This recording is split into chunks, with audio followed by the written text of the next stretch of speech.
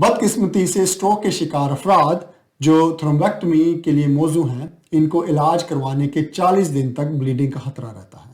ان cases کی شرح کو دیکھیں تو 40 میں سے ایک کیس جان لیوا بھی ہو سکتا ہے۔ آئیے اب ہیمریجک اسٹروک کو دیکھتے ہیں۔ ہیمریجک اسٹروک کی دو اقسام ہیں۔ پہلا ہے SAH which is subarachnoid hemorrhage۔ اس قسم میں بلیڈنگ دماغ کی سطح پر ہوتی ہے، جبکہ ICH thus intracerebral hemorrhage میں دماغ کے اندر بلیڈنگ ہوتی ہے۔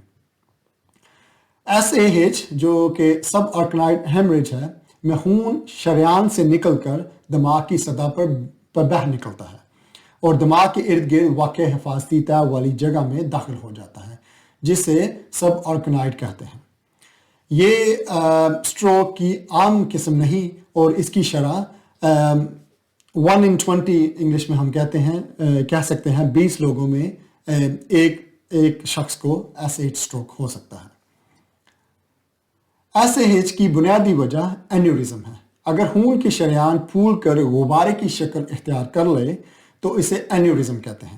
چونکہ اینیورزم کی وجہ سے شریان کی دیواریں کمزور ہوتی ہیں، اس لیے اس بات کا امکان رہتا ہے کہ یہ غبارہ نما شریان خون کے دباؤ سے پھٹ جائے۔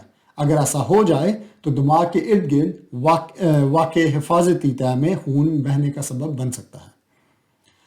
اینیورزم کی مثال ایک غبارے کی طرح ہے۔ جب غبارے کو پھلایا جاتا ہے تو اس کی سطح پھیل جاتی ہے، جس سے سطح کمزور اور غبارہ پڑنے کا امکان بڑھ جاتا ہے۔ اینیورزم کا علاج کوائلنگ اور کلپنگ ہے۔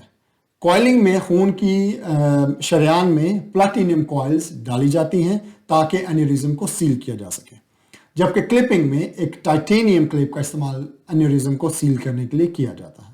دونوں طریقہ علاج میں کلپنگ زیادہ انویسو میتھڈ آف ٹریٹمنٹ ہے، جسے ہم اردو میں کہہ سکتے ہیں ناگوار طریقہ علاج ہے، جس میں کھوپڑی یا اسکل کا ایک ٹکڑا اتار کر پروسیجر کیا جاتا ہے اور پروسیجر کے بعد اس ٹکڑے کو واپس سیل کر دیا جاتا ہے۔